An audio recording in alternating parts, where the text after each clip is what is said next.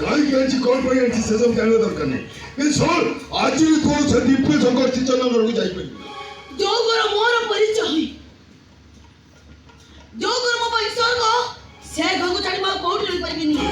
ତା ଛଡ଼ା ମୋର କେହି ଜଣେ ଭାଇ ଥିଲା ବୋଲି ସେପଟୁ ଭୁଲି ସାରିଛି। ମୋ ବାଟରେ ମୋତେ ଯିବାକୁ ଦିଅ।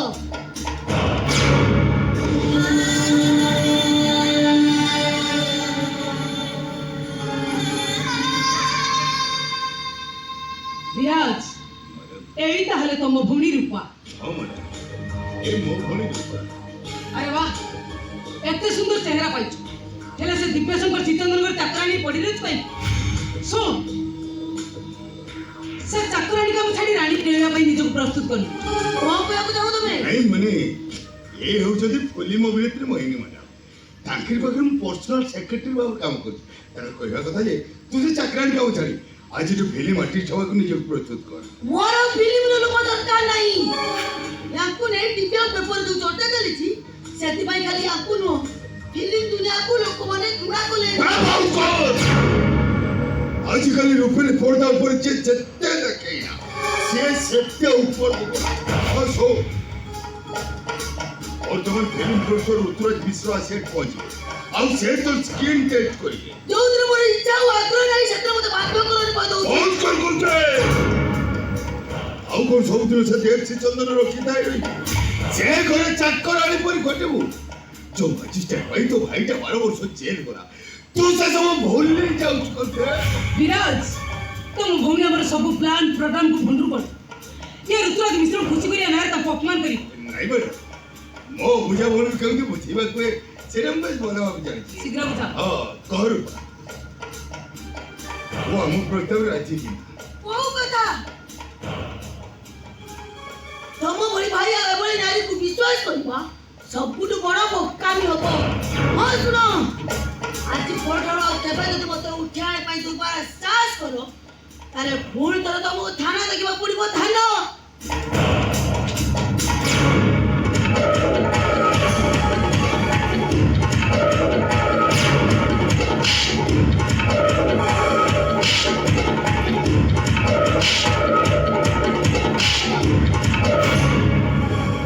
କଣ ହଉଛି? ତାକୁ ଗୋରୁ ଭାଇ ବୋଲି ପିଟୁ କାହିଁକି? କଣ କରିଛି ସେ? ସିଏ ମୋ ଭଉଣୀ, ତାକୁ ପୃଥିବୀକି ହାଣିବି ସେଇଟା ମୋ ଇଚ୍ଛା। ଏତେ ମୁଣ୍ଡ ଉପରେ ତମେ କିଏ? ତା ବୋଲି ତମେ ତାକୁ ପିଟି ପିଟି ମାରିଦବ ନା କଣ? କଣ ଭୁଲ କରିଛି ସେ? ତାନିର ହସ ଖୁସିର ସଂସାରକୁ ଇଏ ଭାଙ୍ଗି ଦେଇଛି। ଦେବକୁ ପ୍ରେମ ଜାଲରେ ଛନ୍ଦି ଇଏ ତାନି ଆଖିରେ ଲୁହ ଦେଇଛି। ମାନେ ଏ ସେଇ ରୂପା ଯିଏ କି ମୋ ଝିଅ ଜୀବନକୁ ନଷ୍ଟ କରିଦେଇଛି, ତା ସ୍ୱାମୀକୁ ତା ପାଖରୁ ଛଡ଼େଇ ଆଣିଛି। ହଁ, ଏ ହଉଛି ସେଇ ରୂପା। ପିଟି ପିଟି ମାରିଦିଅ ତାକୁ। ଟିକେ ବି ପ୍ରତିବାଦ କରିବିନି। କାହିଁକି ମାତଲ ବୋଲି ଜମା ପଚାରିବିନି। ମଉସା, ଆପଣ ସତ କଥାଟା ଜାଣିନାହାନ୍ତି। ସତ କଥାଟା ଜାଣି ସାରିଛି, ପ୍ରମାଣ ମଧ୍ୟ ପାଇ ସାରିଛି। ସ୍ୱାମୀ ସ୍ତ୍ରୀ ହସିଲା ସଂସାର ଉପରୁ ପଛା ସ୍ୱାର୍ଥ ଭଳି ଦ୍ୱିତୀୟ ସ୍ତ୍ରୀ ମାନେ ଗୋଟାଏ ଗୋଟାଏ ଟାଣି ବାଜାବିନି। ନିଜ ସ୍ୱାର୍ଥ ହାସଲ କରିବା ପାଇଁ ତୁ ମୋ ଝିଅ ଜୀବନକୁ ନର୍କକୁ ଠେଲିଦେଲୁ। ସେଥିପାଇଁ ଆଜି ଗୋଟେ ବାପର ଆତ୍ମା କାନ୍ଦୁଛି। ପାଇଁ ଏତେ ସବୁ କରୁଛୁ ସିନା, ମୁଁ ତତେ ଅଭିଶାପ ଦଉଛି। ତୁ କେବେ ଖୁସିରେ ରହିବୁନି, କେବେ ଖୁସିରେ ରହିବୁନି ତୁ। Hello everybody.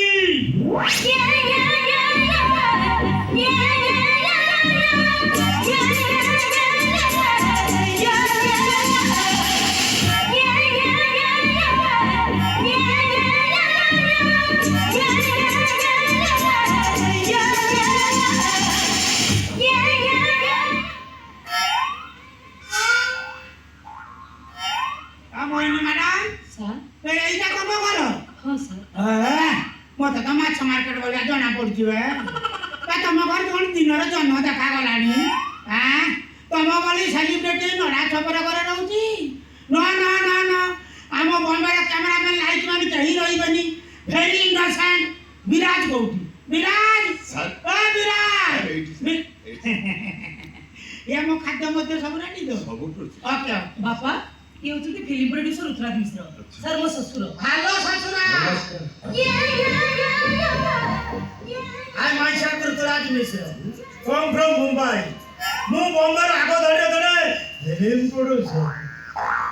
ଏଇ ଦିବସ ମୁଁ ତମ ଭାଇ ଚାହେଁ ଭାଇ ଚା